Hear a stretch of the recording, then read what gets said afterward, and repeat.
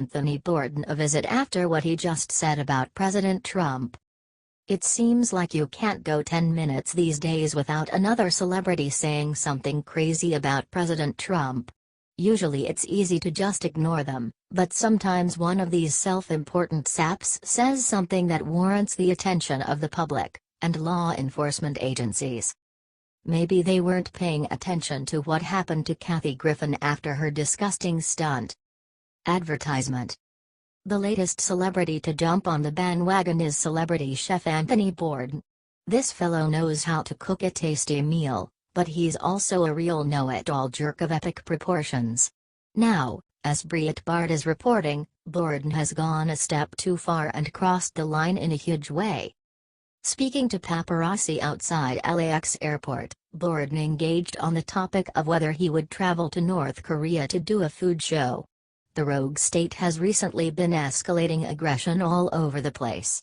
Making a pretty sick joke to start, Bourdain said why bother doing that since everyone there is starving and has no food, and calling Kim Jong-un a chubby, evil little effer. Okay, so Bourdain isn't a big fan of North Korea. We can all relate to that, even if we don't joke at the expense of innocent North Koreans under the insane Kim Jong-un regime and their lack of access to food. Advertisement. So what about if he had to cater a dinner for President Trump? The TMZ reporter asked. What would he serve? Bourdain's answer shocked even the gossip rag reporter. Hemlock, Bourdain said, referring to a type of poison. This isn't Bourdain's first trip into crazy land. Last year he said he would absolutely effing not dine with Trump, even though he has dined with many controversial figures during his worldwide travel cooking shows. He also said that he would never eat at any Trump-owned restaurant or hotel. I have utter contempt for him, utter and complete contempt, Bourdain said of Trump in 2016. Regardless of his feelings, the law doesn't have a whole lot of patience for threats against the life of POTUS. Bourdain can enjoy a visit from Secret Service soon for being another creepy celebrity idiot who threatens President Trump. Why do you think so many of these celebrities hate President Trump so much? Watch the disgusting clip here.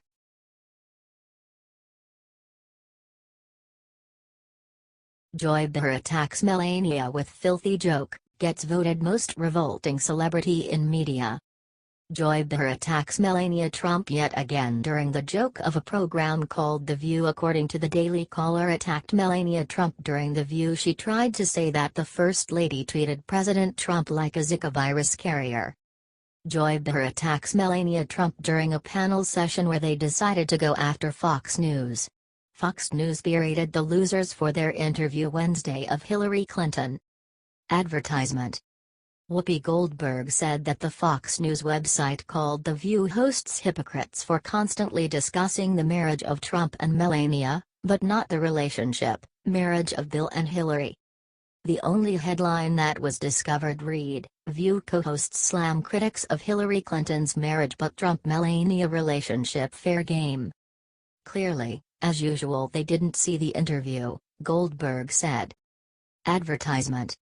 They proceeded to play a clip of Hillary's interview where Sunny Hostin asked Hillary about a criticism that the Republicans have levied against her sham of a marriage.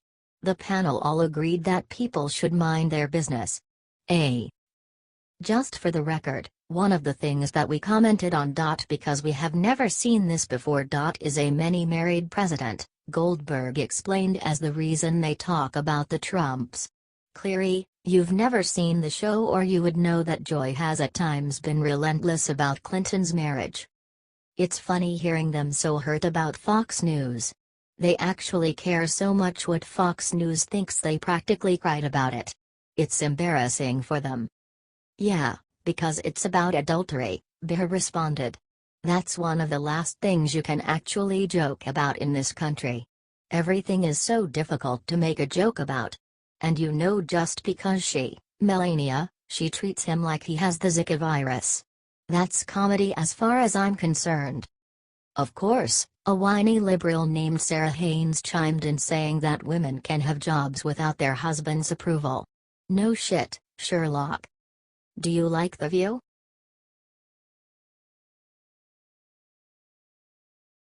Ben Carson discovers easy way to heal America's political divisions. Ben Carson discovers a way to fix the political divide. On Wednesday, Ben Carson discussed the division and the efforts by President Trump to unify the nation. Ben Carson discovers the way to fix the division by giving a powerful statement about we all being in this together, Faith Family America reports. During an interview with ABC News, he talked about Trump being bipartisan and partnering with the Democrats for a debt limit bill. He said that he was shocked to hear the extremely negative response. Carson made it clear that the American public is allowing themselves to be manipulated into fighting each other. Advertisement. Carson said, "I think a lot of the Americans that get caught up in this are decent people, but they've allowed themselves to be manipulated into believing that they're enemies and that they should hate each other, and that they should try to destroy each other, and this is exactly the wrong thing." Ben Carson is very happy that Trump showed his willingness to work with both sides. He said, "Because the fact of the matter is, we're all in the same boat, and if part of the boat sinks, the rest of us are going down, too. We need to start thinking more about the things that benefit all of us and get away from this partisanship." Advertisement. Carson proceeded to make sure that everyone was aware of the unified response to Hurricane Harvey. No one was worried about Democrat or Republican when people helped, all that mattered was the safety and well-being of Americans. He continued, discussing Trump's decision to include Democrats in the conversation. He said, "If we go back and we just ask ourselves, what are we trying to accomplish? And then create something around that is centered primarily around patients and healthcare providers, I think we would do ourselves a great favor. I don't think that's a partisan issue." What do you think of Ben Carson?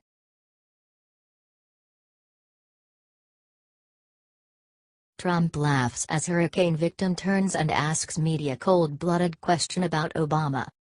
In the midst of Hurricane Irma, President Trump and First Lady Melania have been doing their part to help out Florida residents and praising the efforts of first responders. Now Independent Journal Review is reporting a story about a situation where a victim of Hurricane Irma stood up against the fake news media and made President Trump laugh in the process. Advertisement. While serving food and handing out water to Hurricane Irma survivors in Fort Myers, Florida, the President, First Lady and VP Mike Pence made conversation with a number of victims, many of whom also turned out to be big Trump supporters. One man was dressed in a Red Patriots t-shirt and struck up a conversation with the president, whispering a comment in his ear. President Trump smiled and gestured to the news cameras. "This man has a question," he informed them. The man definitely did. He asked the gathered media where was Obama on the last hurricane? Advertisement. Where were both the Obamas in the last hurricane? That's a very good question. President Trump and the man talked further out of range of the microphones, and then Trump reported what the man had said. "It was the best vote of his life," Trump explained. During the whole encounter, CNN hosts chattered and tried to ignore the fact that their idol Obama is not perfect, and many people know it. What do you think about this man's comment? Is he right or what? Watch here.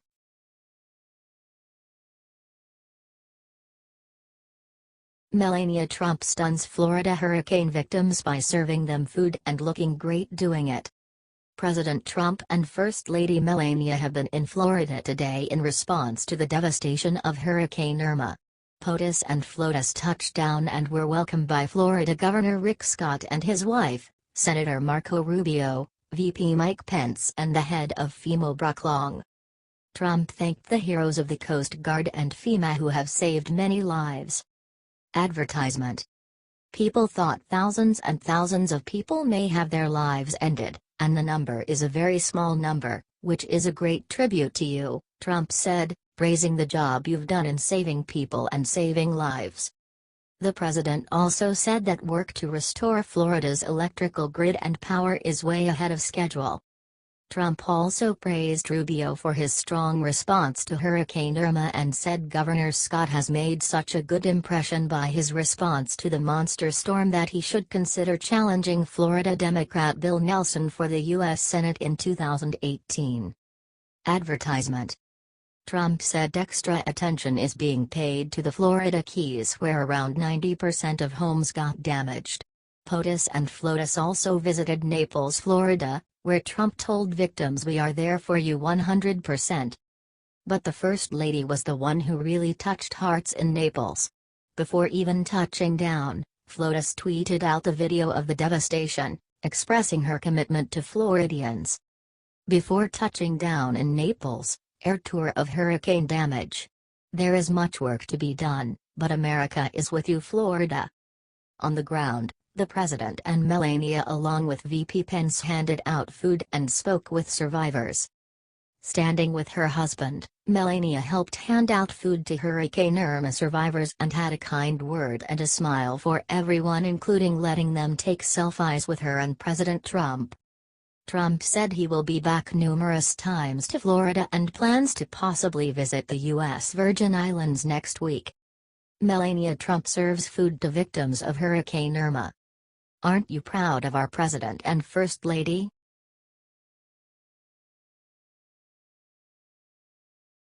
Trey Gowdy makes James Comey choke on his eggs with new plan to deal with Comey's scandals.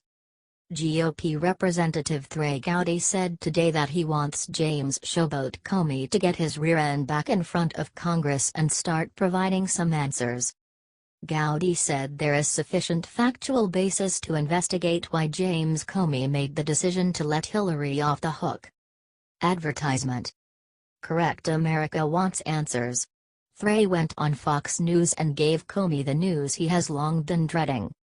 There is sufficient factual basis to bring him in and ask him, when did you make up your mind that you weren't going to charge Secretary Clinton? I can tell you because I've seen with my own eyes he made up his mind before he interviewed her. How far back, whether it was 2 weeks or 2 months, quite frankly is immaterial to me.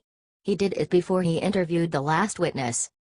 According to the Daily Caller, former prosecutor Trey informed Fox of the rules of investigation, mainly you hold off on any conclusions until all evidence and witnesses have been reviewed, something Comey clearly didn't do.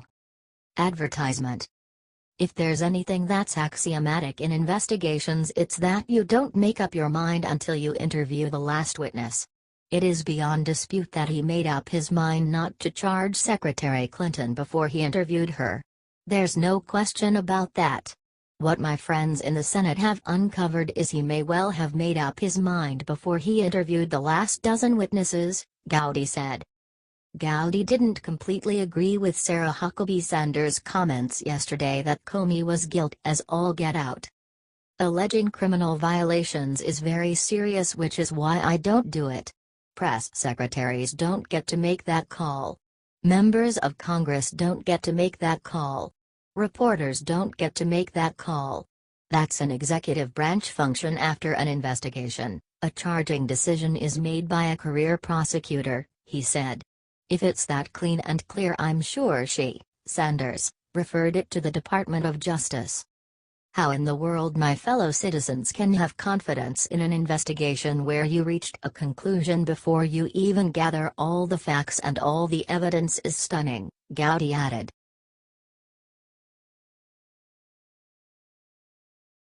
Sad update on Alaska Bush people. Sammy Brown's cancer battle as family gathers around their rock. The Brown family is coming to terms with the reality that Tommy's battle against lung cancer is proving more difficult than thought. According to sources close to the Discovery Channel, which airs the show, the chemotherapy and radiation have been stopped by doctors because they aren't working. Advertisement. The Alaskan Bush people matriarch's battle is continued to go down, not up, and it is being reported that the Brown family is gathered around Tommy's deathbed at UCLA Medical Center. This is sad news indeed, if it is true. The Brown family nor Discovery Communications has released an official statement. Advertisement. The show is or was set to start filming in a few weeks, But according to reports, Amy will not be part of the next season. There has been no talk of Amy filming this season, the source said. Let's not get ahead of ourselves, and there has been a delay already. Brown's chance of survival is not good considering she has late-stage lung cancer. Some estimate her chances are less than 5%, but doctors can be and often are wrong when they give these estimates. Worrying about it only makes it worse, she said in an earlier interview. There is hope, and that hope is having faith in God. You can't give up. I tell people, be happy. Just be happy. It's a choice. Things can be hard and you just want to curl up, but you have to shine. This was a little drastic for strengthening. There are good days and bad days, for them and for me. But they handle their emotions pretty good. There are days that they have to talk about it and then talk about it again, said Brown. I have faith that they will remain strong. Daughter Rain has been posting on Instagram about staying strong with God but does not mention her beloved mother's struggles.